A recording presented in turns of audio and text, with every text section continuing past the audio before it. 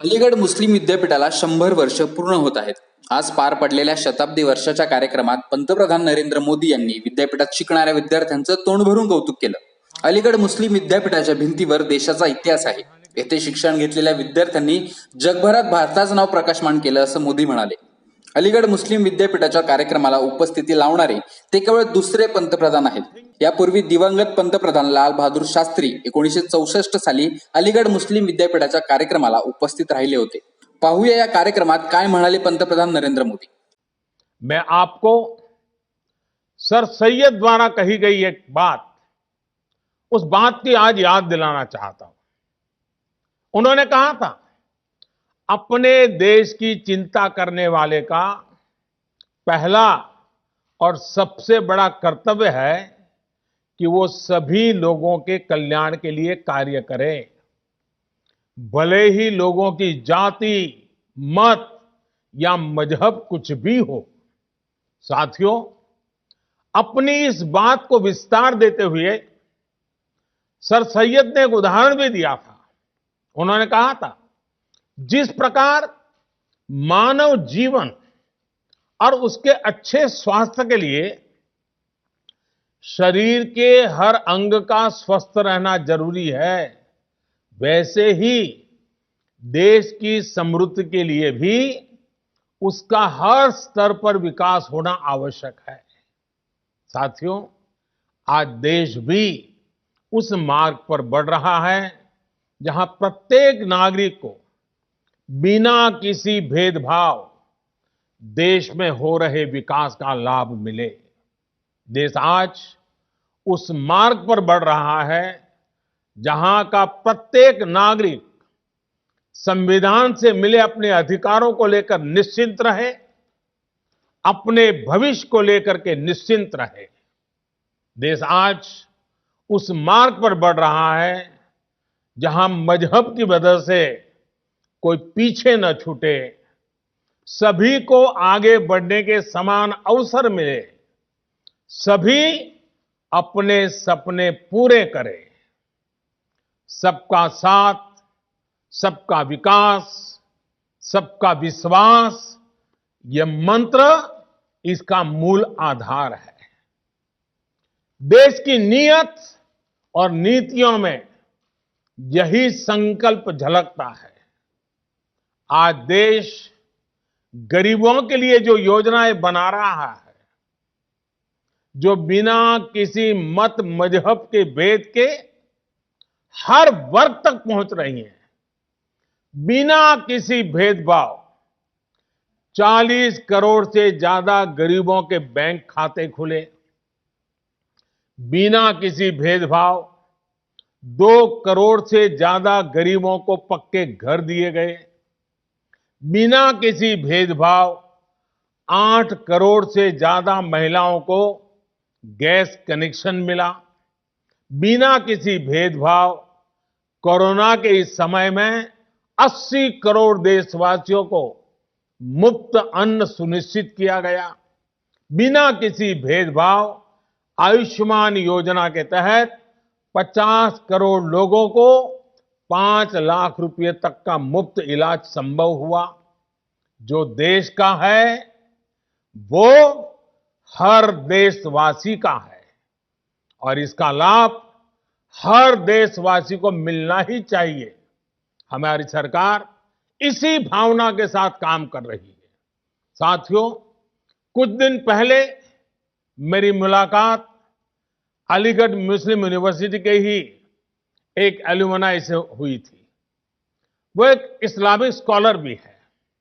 उन्होंने एक बहुत इंटरेस्टिंग बात मुझे बताई, जो मैं आपसे भी शेयर करना चाहता हूं। स्वच्छ भारत मिशन के तहत जब देश में 10 करोड़ से ज्यादा शौचालय बने तो इसका लाभ सभी को हुआ। ये शौचालय भी बिना भेदभाव ही बने थे, लेकिन एक उसका एस्पेक्ट ऐसा जिनकी उतनी चर्चा नहीं हुई है और न ही एकेडमिक वर्ल्ड का इस पर उतना ध्यान गया है। मैं चाहता हूं कि अलीगढ़ मुस्लिम यूनिवर्सिटी का भी हर स्टूडेंट इस पर गौर करे। मेरे साथियों, एक समय था जब हमारे देश में मुस्लिम बेटियों का ड्रॉप आउट रेट, शिक्षा में से ड्रॉप आउट रेट 70% से ज्यादा था, 70% से ज्यादा था। मुस्लिम समाज की प्रगति में बेटियों का इस तरह पढ़ाई बीच में छोड़ना हमेशा से बहुत बड़ी बाधा रहा है।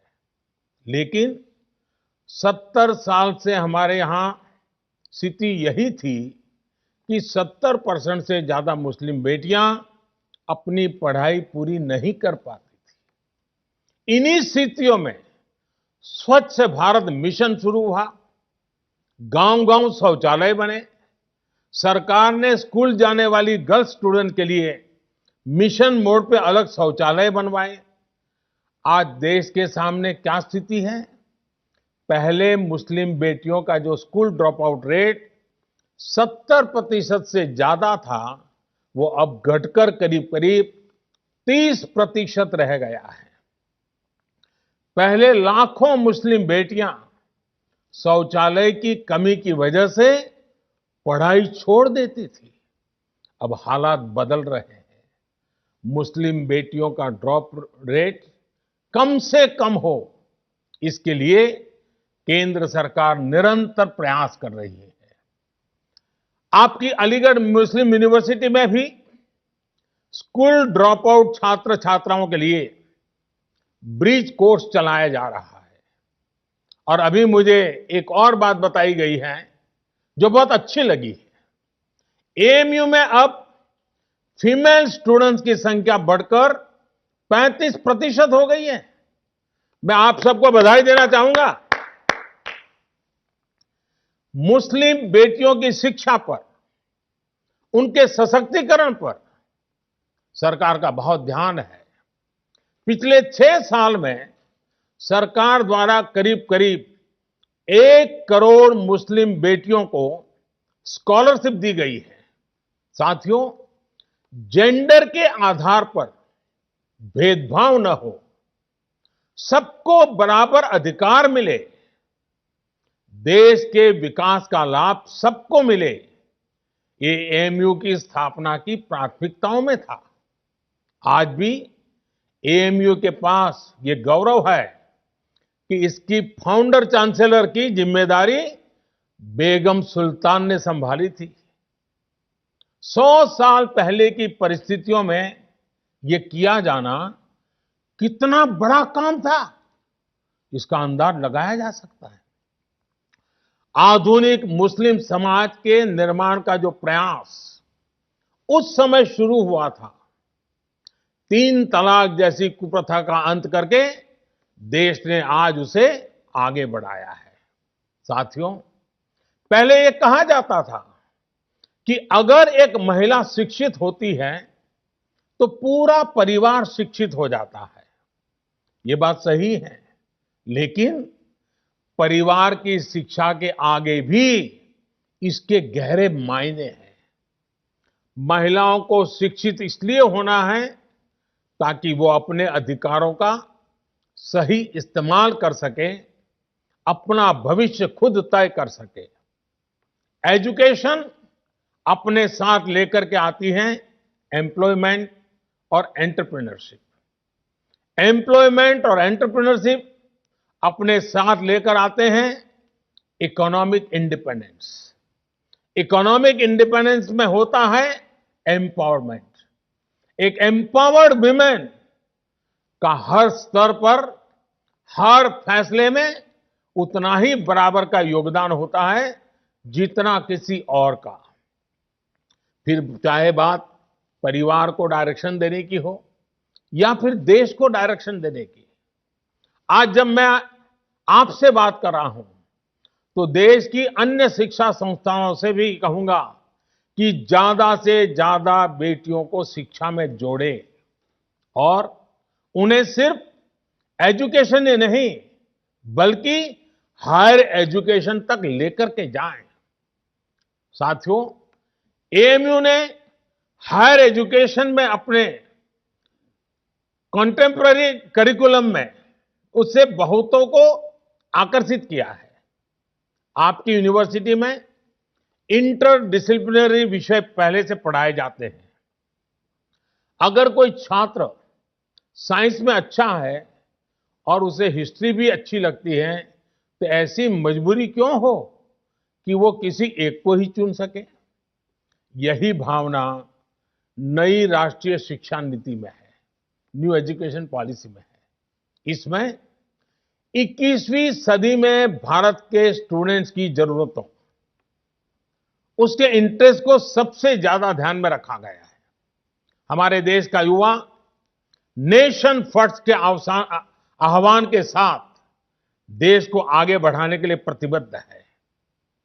वो नए नए स्टार्टअप्स के जरिए देश की चुनौतियों का समाधान निकाल रहा है। रेशनल थिंकिंग और साइंटिफिक आउटलुक उनकी पहली प्रायोरिटी है। राष्ट्रीय शिक्षा नीति में भारत के युवाओं की इसी एस्पिरेशंस को प्राथमिकता दी गई है।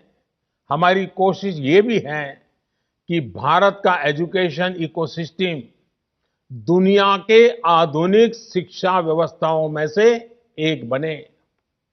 नई नेशनल एजुकेशन पॉलिसी में जो मल्टीपल एंट्री है, एग्जिट पॉइंट की व्यवस्था है, उससे स्टूडेंट्स को अपनी शिक्षा के बारे में फैसले लेने में आसानी हो गई। हर एग्जिट ऑप्शन के बाद उन्हें एप्रोप्रिएट सर्टिफिकेट भी दिया जाएगा। ये स्टूडेंट्स को पूरे कोर्स की फीस की चिंता किए बिना अपना फैसला लेने की आजादी होगी। साथियों, सरकार हायर एजुकेशन में नंबर ऑफ एनरोलमेंट्स बढ़ाने और सीटें बढ़ाने के लिए भी लगातार काम कर रही है। वर्ष 2014 में हमारे देश में 16 आईआईटी थी, 16। आज 23 आईआईटी हैं, 23।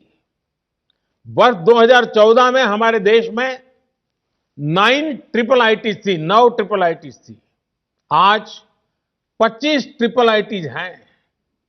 वर्ष 2014 में हमारे यहां 13 आईआईएम्स थे, आज 20 आईआईएम्स हैं। मेडिकल एजुकेशन को लेकर भी बहुत काम किया गया है। 6 साल पहले तक देश में सिर्फ 7 एम्स थे, आज देश में 22 एम्स हैं। शिक्षा चाहे ऑनलाइन हो या ऑफलाइन, सभी तक पहुंचे, बराबरी से पहुंचे, सभी का जीवन बदले, हम इसी लक्ष्य के साथ काम कर रहे हैं। साथियों, एएमयू के 100 साल पूरे होने पर मेरी आप सभी युवा पार्टनर्स से कुछ और अपेक्षाएं भी हैं। क्यों ना 100 साल के इस मौके पर एएमयू के 100 हॉस्टल्स एक एक्स्ट्रा करिकुलर टास्क करें। ये टास्क देश की आजादी के 75 साल पूरे होने से जुड़े हो। जैसे एएमयू के पास इतना बड़ा इनोवेटिव और रिसर्च ओरिएंटेड टैलेंट है, क्यों न हॉस्टल के छात्र ऐसे स्वतंत्रता संग्राम के सेनानियों पर रिसर्च करके उनके जीवन को देश के सामने लाए, जिनके बारे में अभी उतनी जानकारी नहीं है। कुछ स्टूडेंट्स इन महापुरुषों के जन्मस्थान जाएं, उनकी कर्मभूमि जाएं, उनके परिवार के लोग अब कहां हैं, उनसे संपर्क करें। कुछ स्टूडेंट्स ऑनलाइन रिसोर्स को एक्सप्लोर करें। उदाहरण के तौर पर 75 हॉस्टल्स एक एक आदिवासी फ्रीडम फाइटर पर एक एक रिसर्च डॉक्यूमेंट तैयार कर सकते हैं।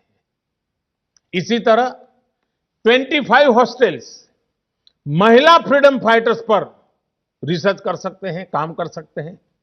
एक और काम है जो देश के लिए एएमयू के छात्र छात्राएं कर सकते हैं। एएमयू के पास देश की इतनी बेशकीमती प्राचीन पांडुलिपियां हैं। ये सब हमारी सांस्कृतिक धरोहर है। मैं चाहूंगा कि आप टेक्नोलॉजी के माध्यम से इन्हें डिजिटल, इन्हें वर्चुअल अवतार में पूरी दुनिया के सामने लाएं। मैं एएमयू के विशाल एलुमनाई नेटवर्क को भी आह्वान करता हूं कि नए भारत के निर्माण में अपनी भागीदारी और बढ़ाएं। आत्मनिर्भर भारत अभियान को सफल बनाने के लिए, वोकल फॉर लोकल को सफल बनाने के लिए बहुत कुछ किया जाना बाकी है। इसे लेकर अगर मुझे एएमयू से सुझाव मिले, एएमयू एलुमनाई के सुझाव मिले, तो मुझे बहुत खुशी होगी। साथियों, आज पूरी दुनिया की नजरें भारत पर है।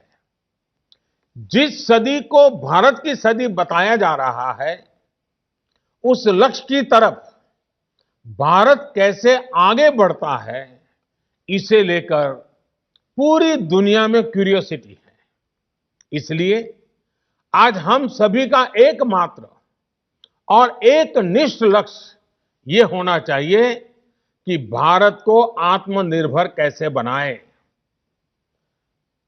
हम कहां और किस परिवार में पैदा हुए, किस मत मजहब में बड़े हुए, इससे भी अहम यह है कि हर एक नागरिक की आकांक्षाएं और उसके प्रयास देश की आकांक्षाओं से कैसे जुड़े। जब इसको लेकर एक मजबूत नींव पड़ेगी, तो लक्ष्य तक पहुंचना और आसान हो जाएगा।